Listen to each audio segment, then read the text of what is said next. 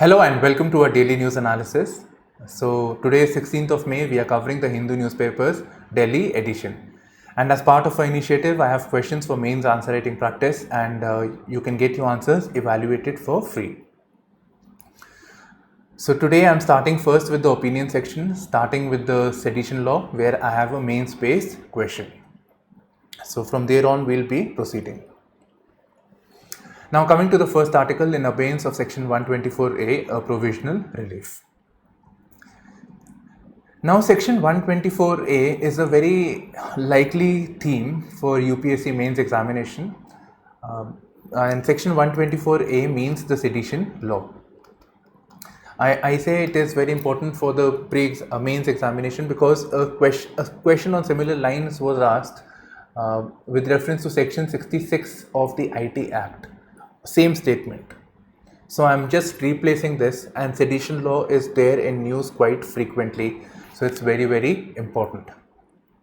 And sedition law is also seen as something that is being used to curb freedom of speech. It is being used to curb democratic dissent. So in that way it is important. You must have heard about the Kanhaiya Kumar case. So that was also associated with sedition. So here we must know what is sedition. We must know the definition of section 124A of the IPC. We will have to quote it because if UPSC asked this question on similar lines, we would discuss section 124A. It was section 66 in UPSC. So when we have to discuss a provision, actually we need to be able to quote that provision as well. State it verbatim. Okay, so that. Then this thing is there in the news. So what are the issues? We must have a note on that. What are the concerns associated with it? Now when there are concerns, then why is it still there? Why is it still being applied in the present context? Why didn't the Supreme Court cancel this provision? Supreme Court has the powers to struck down laws that are unconstitutional, that are violative of fundamental rights, but still it is there in practice. Why? So once you have all this, and naturally when you have to say this, you have to quote, you have to state what the Supreme Court has said. So you have to give out give out the views of the Supreme Court through its various judgments, which you have over here very clearly. And based on this, you have to come to the conclusion. Is it violative of Article 19? Is it violative of Article 21? Is it violative? Is it required or should it be wiped off? Should this law be reformed? Whatever. So based on whatever arguments you have given, you have to come to the conclusion. And that, my friend, is the answer. And the conclusion is very, very important. That is how you have to write your conclusion. Okay, so I have discussed this. Now you can find the definition of section 124A over here. This is the definition of section 124A. Let me start first with sedition. Sedition is basically anything that is done that aims to, anything said, anything done, which aims to incite people against the state, against the monarchy or whatever. Now section 124A, it says verbatim, any words, signs or visible representation which attempts to bring into hatred or contempt or excites or attempts to excite disaffection towards the government established by law in India. Right? So it incites hatred, contempt, excites, whatever, and also creates disaffection towards any government established by law. And there is a very good reason why I have underlined this term disaffection. Okay, so this has been done over here. Now you see this definition is very, very vague. What is hatred against somebody? Now I may say that the government is very, very corrupt, or I may say that the government is not well-meaning to a particular community, whatever. Maybe it is not with the best of the intention for my own country. So does that mean I can be accused of sedition, because some may say that I am causing disaffection amongst the citizens? So it is very, very vague. It has to be specified over here, which is not being done. Anybody who's critical of the government, as if one goes by the definition, anybody critical of the government could be arrested. Well-meaning people could be arrested over here. And arrested with very serious provisions. So it includes, you could be arrested without a warrant. It is mentioned under the category of cognizable offences. Cognizable means it is a very serious crime. So there are two types of offences, cognizable and non-cognizable. So cognizable ones are like murder, kidnapping, whatever. So such things are cognizable. So sedition comes with that. So no need for warrant if one has to arrest anybody. And one could be imprisoned for life. So the definition is vague. What causes enmity, what causes hatred? These are all vague terms. It has to be specified what is hatred. So vagueness, then cognizable offense, and naturally this will have a chilling effect on freedom of speech. And the people who would be arrested, their life could be hampered, and it would send a message amongst the others also that, see, don't speak against the government. In fact, for this reason, it is also known as SLAP litigation, strategic litigation against public participation. And it is seen that people from the marginalized sections are the more likely to be arrested under sedition. In fact, I have seen we have seen very powerful people speak against and openly inciting violence, but they are hardly ever charged with sedition. So it is normally charged against people who are speaking against the government, particularly those who may hamper the vote bank of any of the ruling party in power. Okay, so this we have. Please don't mention the politician thing in the answer. Okay, this law was brought in by the Britishers, by the way, and the Britishers used these laws to arrest people critical of their government, Bal Gangadhar Tilak, Mohandas Karamchand Gandhi. So these people, they were arrested over here. And the makers of the constitution were also not willing, to have this provision mentioned. So K.M. Munshi was a strong opponent of section 124. And therefore, when you read Article 19 provides for freedom of speech and expression. And if you read Article 19.1, Article 19.1, Article 19.1a, B, C, D, like that. So it provides for freedom of speech and expression, into which all context you have freedom of speech. 19.2 provides for reasonable restrictions, and in this there is no mention of sedition. So the term sedition was dropped from the constitution itself. And in the early years also, when this sedition law was being used, it was still retained in the Indian Penal Code. And at that time also, the high courts, respective high courts, had struck down this to be violative of Article 19 or as offensive to freedom of speech. But in the landmark Kedarnath Singh versus State of Bihar, it's mentioned over here, it said that sedition law is required in our country. So section 124A was required. It was seen as required on grounds of ensuring public order. So it was seen as a reasonable restriction.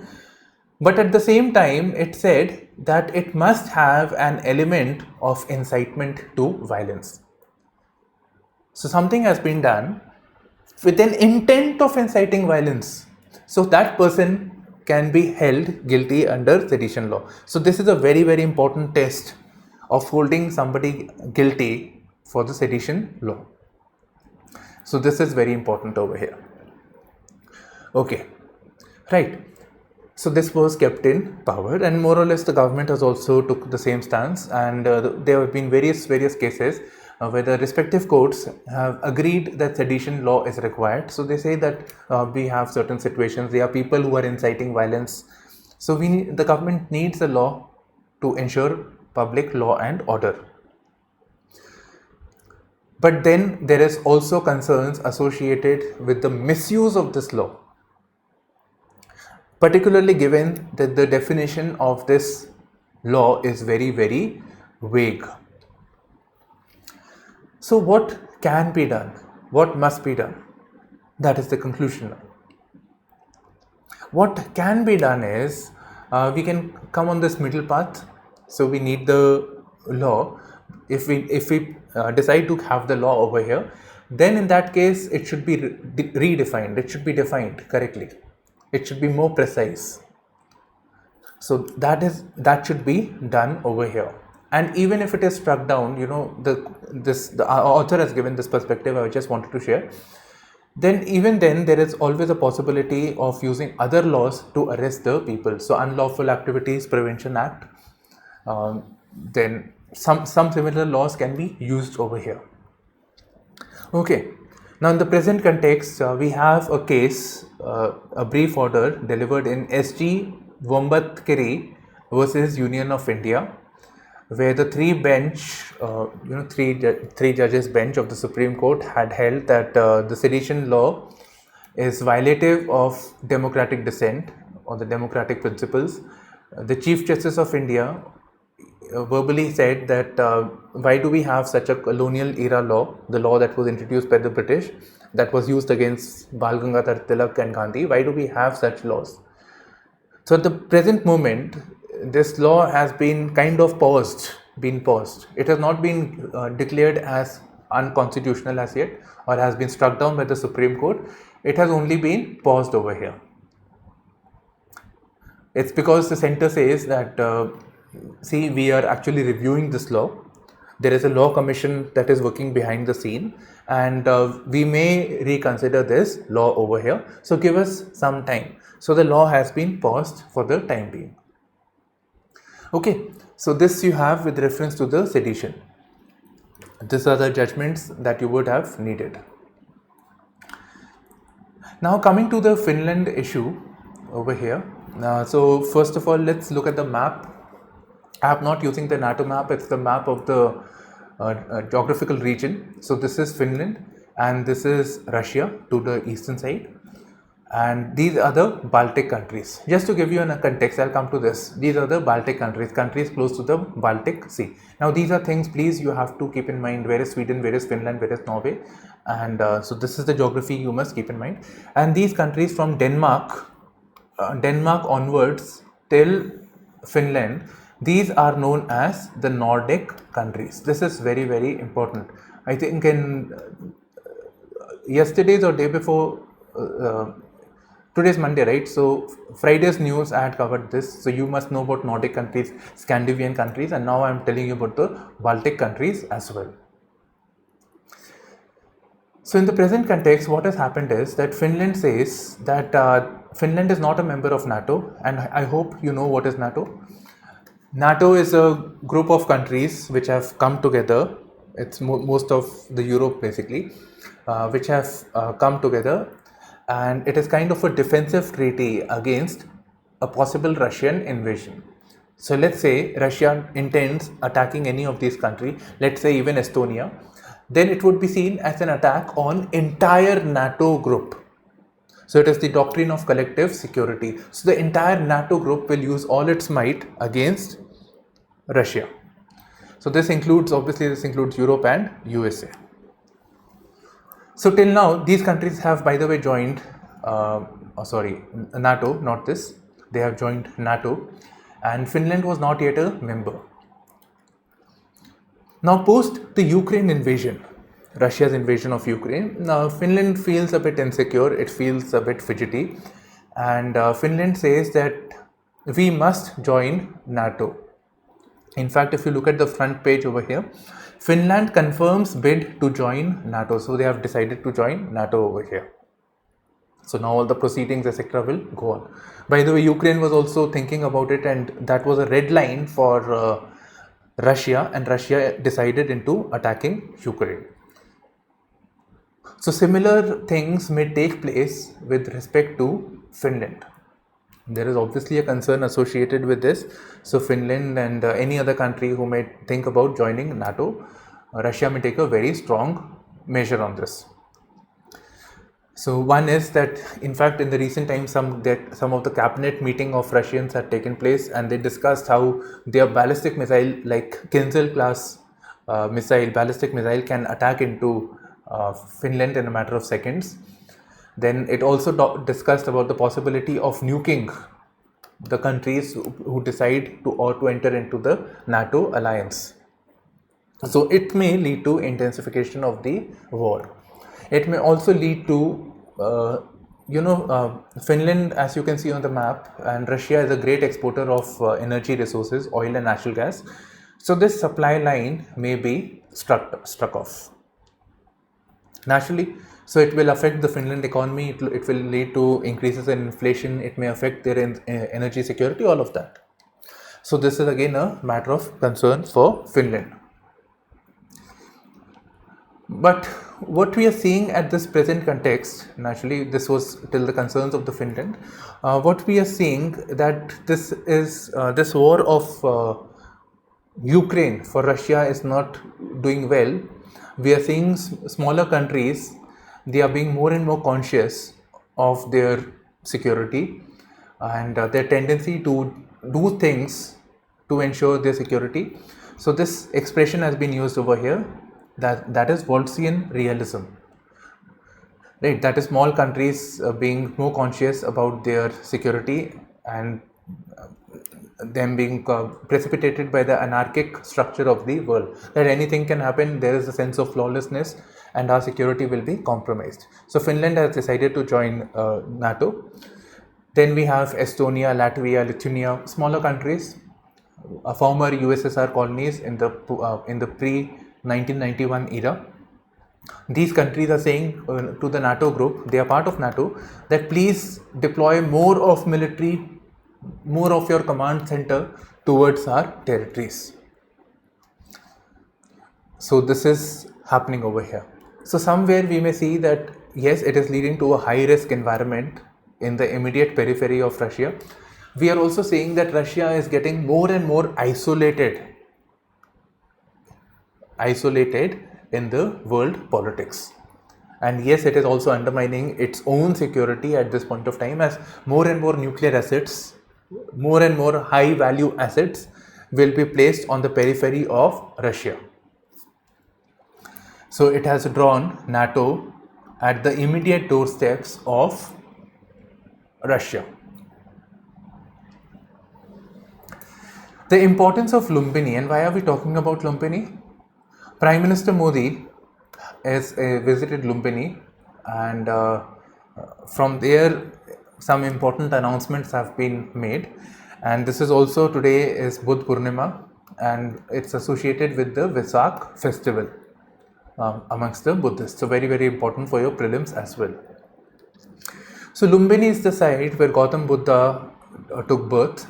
So it is this site over here. So it's very, very important from that context. Now previously, when Prime Minister was the Chief Minister, he wasn't allowed to enter into Lumbini. So that is one context, not very important for our exam.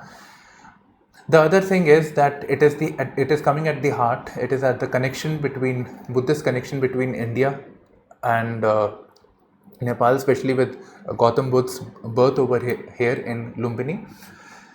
Now this tells us about the Maya Devi temple where Gautam Buddha was born. Right, so you must know about the basic things about the life of Gautam Buddha and Gautam Buddha, as well as Mahavir Jain. You must know about it. So it is there in your class 6th history NCERT as well. And Ashoka the Great, the famous Mauryan emperor, had put a pillar in Lumbini in which it said that this is the site of the birth of Gautam Buddha, Siddhartha, and this villages over here should not be taxed. Okay, so this is one thing. Further, Lumbini is a place where we are seeing more and more of Chinese presence. And keep in mind that Lumbini, if you look at the map of Nepal, it is more towards the Indian side.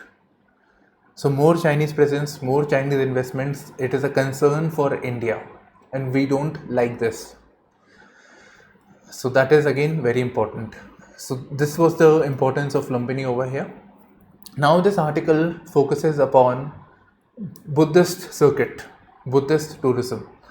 So it tells us about this Buddhist circuit, some of the important sites associated with Gautam Buddha, thing which you would be knowing anyways, you must be knowing, you should know about it. So these are some of the sites associated with this. So this is also associated with cultural diplomacy, it is also associated with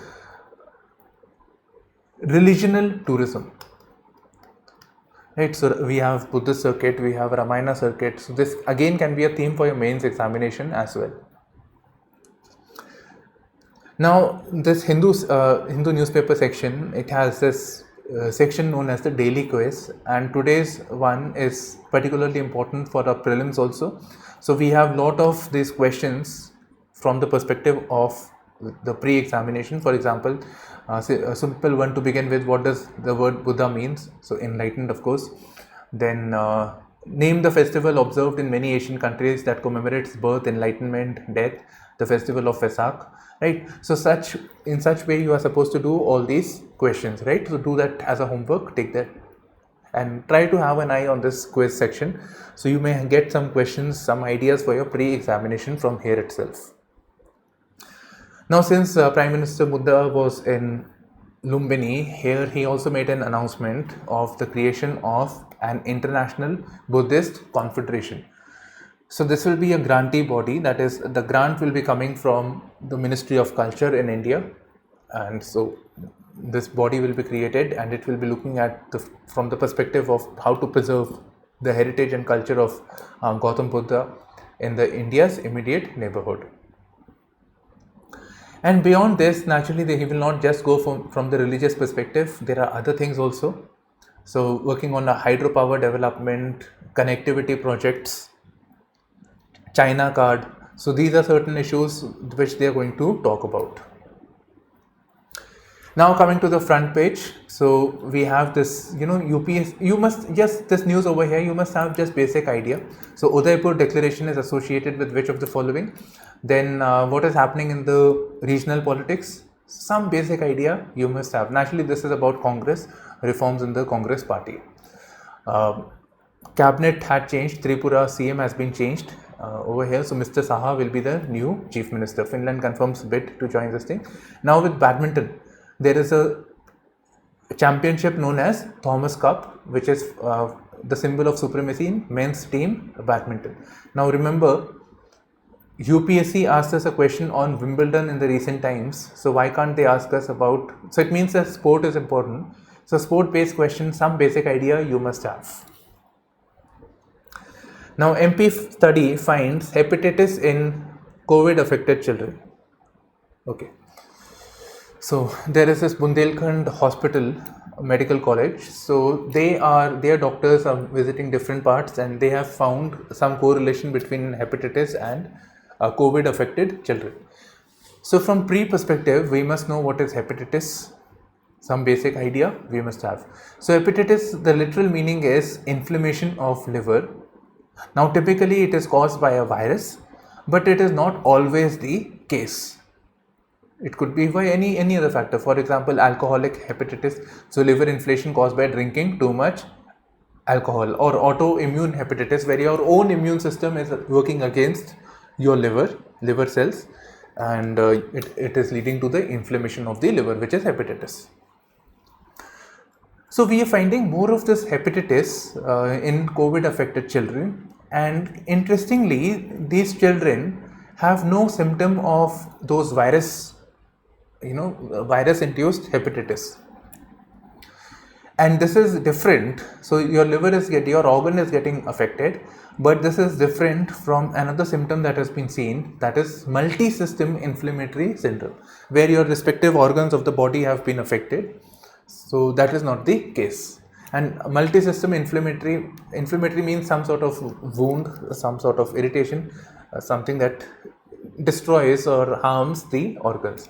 So this can also kill children or people who are anybody who is affected by this.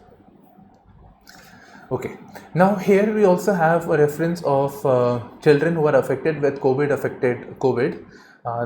In them some liver enzymes in excess amount have been seen, known as transaminases. I'm not very good with the pronunciation, by the way, so don't rely on me for this. So what is this elevated levels mean? So it means your liver is not fine, as simple as this. Right, so liver is not fine, so there are non-alcoholic fatty liver disease or alcoholic liver disease, this indicates. And this can be treated by rehydration, fever management, vitamins, and also corticosteroids. So corticosteroids. So cortico, I don't know what that means, but steroid is a medicine. Right, so from there you can make out. Waiting for closure, say Mundka victims. Okay. So a fire accident had taken place near the Mundka metro station in Delhi. So if you are from Delhi, you must have heard about this. So near this metro station, a building had caught fire and 27 people sadly died because of this. So this, if you see, this is a case of disaster management. It's about industrial safety. So GS3, from that perspective, what is the government doing for fire safety or this disaster? That is a theme that you can look at from the mains perspective. Now the people who have died, the samples are being profiled from the DNA perspective. So DNA based identification will be done. Now in this context, again, you should know that in 2019 a bill was introduced for creating a law for collection and this regulation of DNA thing. Forgetting the exact name of the bill at this point of time, but yes, to do with the DNA, and this was a controversial thing. Now with reference to, again, coming back to this Mundka victims, the NHRC, the National Human Rights Commission, issues notice to the Chief Secretary. Now this is a very important body mentioned in your Lakshmikant also. So you must know more about this. Then you can see how this body, NHRC, is taking a suo motu action. It is taking an action on its own with reference to the incident that has taken place. It is inquiring from the Chief Secretary, the senior most bureaucrat in the state. Okay, so this we have. Now NHRC, we know it is a statutory body. It was created by the Protection of Human Rights Act. Right, so you read more about this NHRC yourself, refer the Lakshmikant book, so that you must do. And who is the certain terms like the point, the condition, who is the chairperson, what is the composition of the NHRC, who appoints the members, president appoints it based on the recommendation of a certain committee, who all other members of the committee. So such questions are typically asked in the pre-examination. Next, this is the government ad, and it says bringing citizens and government closer through administrative reforms. So some regional conference is going on. Let's see what is the conclusion. It will come May 17th, May 18th. We'll wait for this thing. Now you say, why does the citizen and the government should come close? These are things, right? So why should they come close? What is the need for that? Second thing, you must think, what measures must be taken or what measures have been taken to bridge the gap between the citizens and the government. So what steps can be taken, like e-governance, or what initiatives have been taken? Pragati, right? Some initiatives you must know, e-governance initiatives, e-Kranti. Then you must know things like citizen charter, Sevottam model, the requirement of a public services code, right? So we have certain states who have taken up social accountability law. So certain things are being done in the present context, or at least it is being demanded to bring citizens and government closer and making the government more accountable. 30% students in Odisha not attending schools. Naturally, with this pandemic taking place, and we are referring to most of these children are the ones who who fell out of the education system. So, because the education was going on digitally, and many people don't have the mobile phone, especially the labor class, migrant workers, the people from the marginalized sections. So they fell out of this education system for a good 2 years plus. And naturally, because of this, there are people who have children who have moved into child labor. There are migrant workers who have moved to a different place. So this is a cause of concern. Children have lost interest in studies. There is an issue of learning loss. So whatever they have learned, they have forgotten. Now they should let's say the student was in 6th class, should have been now in the 8th standard, but they don't have the skills, they have forgotten how to read, they have forgotten how to do basic maths to be qualified for that class. In fact, they are not even, they have gone below what a child of 6th standard should be. Right, so this again can be a theme. Really don't have many questions on this, but yes, UPSC is unpredictable. So think about it. What are the reasons which I have mentioned?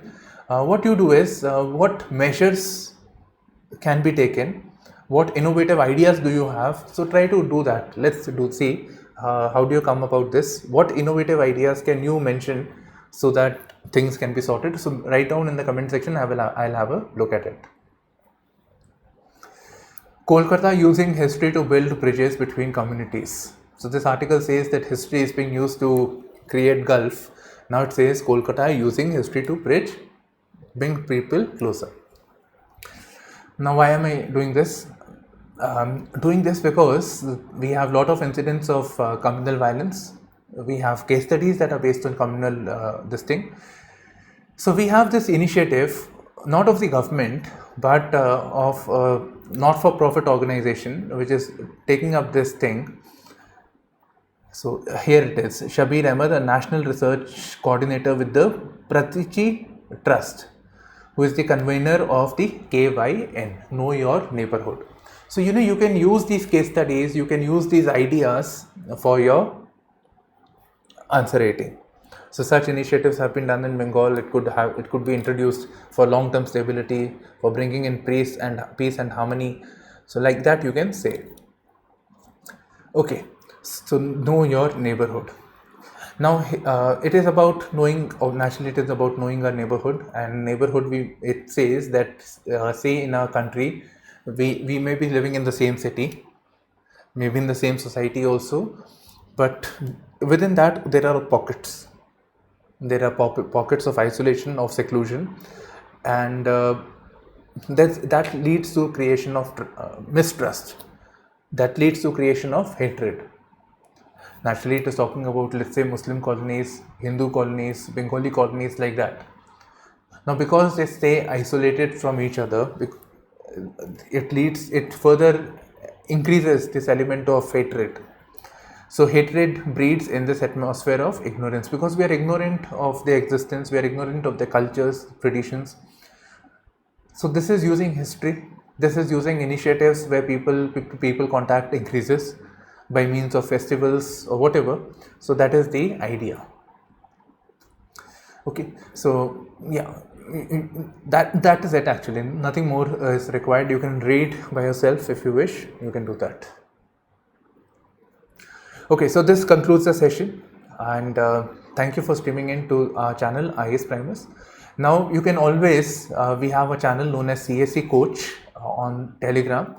So you can join our channel. The link is in the description box. So updates from our side, new initiatives are coming from our side over here. We are posting MCQs, questions, and a lot of other things are going to come up on this channel. So you can engage with us over here. Right, so this is it. Bye bye, take care, and all the best.